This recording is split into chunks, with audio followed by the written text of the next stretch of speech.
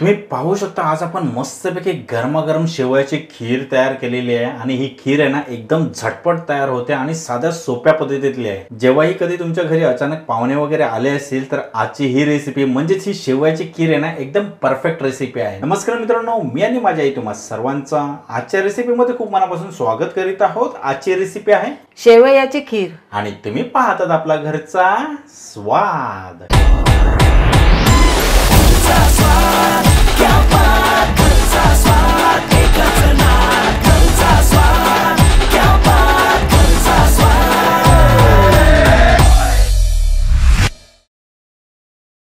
तर पाहूयात आजच्या रेसिपीसाठी आपल्याजवळ नेमका काय काय साहित्य आहे ते।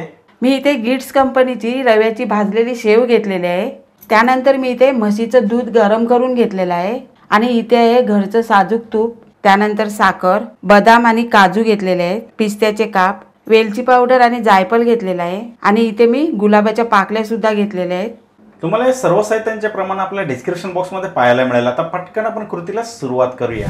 सर्वात पहिल्यांदा आपण हे काजू, पिस्ता, बदाम हे साजूक तुपामध्ये ना आपण थोडंसं भाजून घेऊया आणि सुरुवातीला आपल्याला तूप आहे ना ते थोडंसंच घालायचं आहे आणि भाजताना आपल्याला सुकामेवा आहे ना तो स्लो गॅसवरतीच भाजून घ्यायचा आहे, नाहीतर काय होईल हा सुकामेवा आहे ना तो करपून जाईल।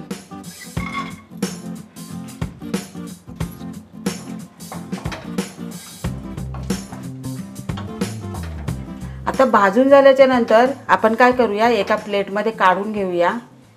गॅस बंद करायचा आहे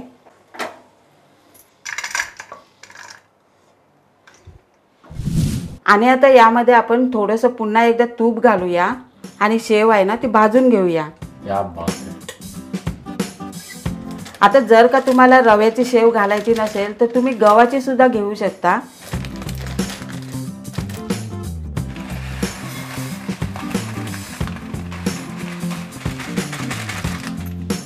आता आपल्याला ही सतत परतत राहायचं आहे आणि गॅस आपल्याला स्लोच ठेवायचा आहे आणि चांगली ना खरपूस भाजून घ्यायची आहे। आपल्याला जरी भाजलेली असली तरी आपल्याला थोडीशी भाजावीच लागते। ही बघा आपली शेव मस्तपैकी भाजून झालेली आहे आणि सुगंध सुद्धा छान सुटलेला आहे। आता काय करूया, गरम गरम दूध आहे ना ते याच्यामध्ये घालूया।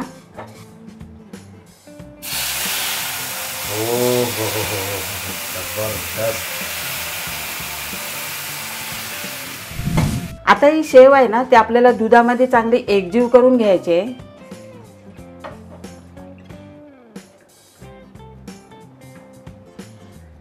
आणि एकजीव झाली की आपल्याला काय करायचं आहे, या दुधाला ना चांगली उकळी काढून घ्यायची आहे।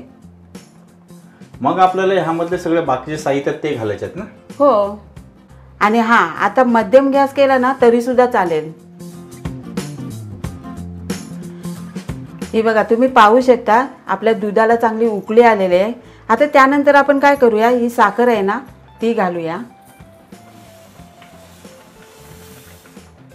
आणि हा बदाम, पिस्ता, काजू हे भाजून घेतलेलं ते सुद्धा घालायचं आहे। त्यानंतर ह्या गुलाबाच्या पाकळ्या आहेत ना त्या घालूया, त्यानंतर ही वेलची पावडर आणि हे जायफळ आहे ना ते असं किसून घेऊया।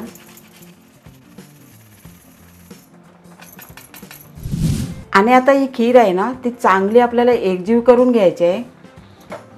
बरं मला एक सांग, आता आपण या गुलाबाच्या पाकळ्या वापरलेल्या आहेत, पण समजा कोणाकडे आयत्या वेळेला नसतील किंवा कोणाला घालायचं नसेल तर त्याऐवजी आपण यामध्ये काय घालू शकतो? रोज इशेन घातला ना तरी सुद्धा चालेल।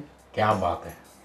आता तुम्हाला जर पातळ खीर करायची असेल तर यामध्ये ना दूध वाढून घ्यायचं आहे आणि जर तुम्हाला रबडीसारखी खीर करायची असेल ना तर हे दूध आहे ना ते थोडंसं आटून घ्यायचं आहे। हा, मग आपण कोणती करतोय?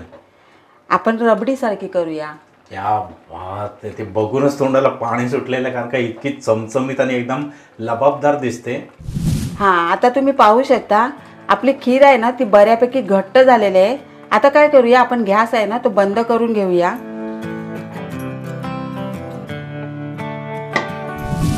पाहिलीत किती एकदम साधी सोपी रेसिपी आहे ना, घरी कधीही अचानक पाहुणे वगैरे आले असेल किंवा एकदम झटपट तुम्हाला कोणताही गोड पदार्थ बनवायचा असेल तर ही आजची रेसिपी एकदम परफेक्ट आहे। मग तुम्ही सुद्धा तयारीला लागायचं आहे आणि आजची रेसिपी ही आपल्या घरी ट्राय करून पाहायची आणि ट्राय केल्याच्या नंतर आजची रेसिपी तुम्हाला कशी वाटली खाली कमेंट बॉक्सच्या माध्यमातून आम्हाला कळवायला सुद्धा विसरू नका। पण त्या अगोदर आपल्या आजच्या रेसिपीचा हा व्हिडिओ आवडला असेल तर व्हिडिओला लाईक करायचं, शेअर करायचं आणि जर तुम्ही आपल्या चॅनलवरती नवीन असाल तर पटकन चॅनलला सबस्क्राईब करून घ्या आणि बाजूची बेल आयकॉन प्रेस करायला विसरू नका, कारण अशाच मस्त की साध्या सोप्या घरगुती रेसिपीज खास तुमच्यासाठी या चॅनलवरती येत असतात। मित्रांनो चला असेच एक तुमच्या आवडीची रेसिपी घेऊन पुढच्या येत्या व्हिडिओमध्ये आपण लवकरच भेटणार आहोत। वेळ काढून आजच्या रेसिपीचा हा व्हिडिओ पाहिल्याबद्दल थँक्यू।